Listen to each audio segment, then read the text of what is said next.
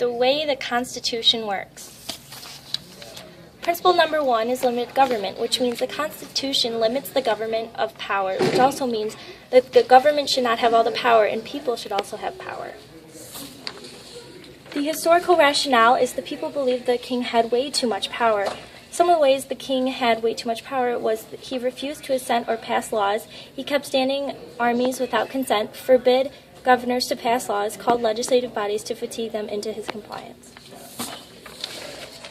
Some quotes I have from the Constitution is the powers not delegated to the United States by the Constitution nor prohibited by it to the states are reserved to the states respectively or to the people, which basically means the government should not have power and the people should have some power.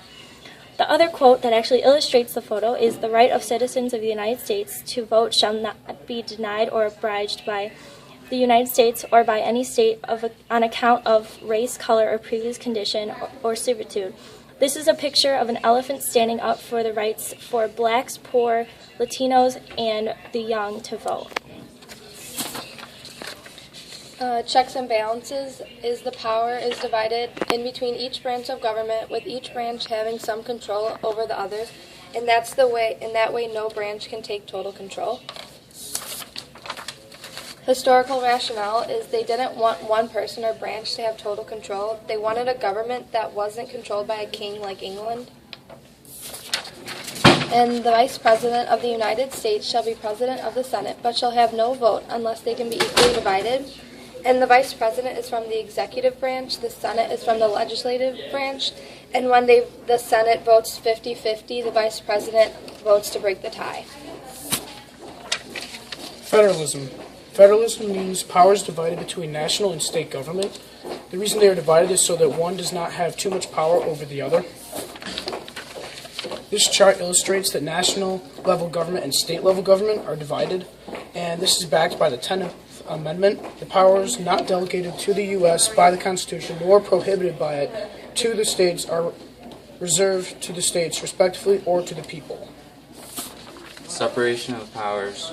Each branch of government has its own responsibilities and decisions for the Constitution. Every bill which shall have passed the House of Representatives and the Senate shall before it become a law.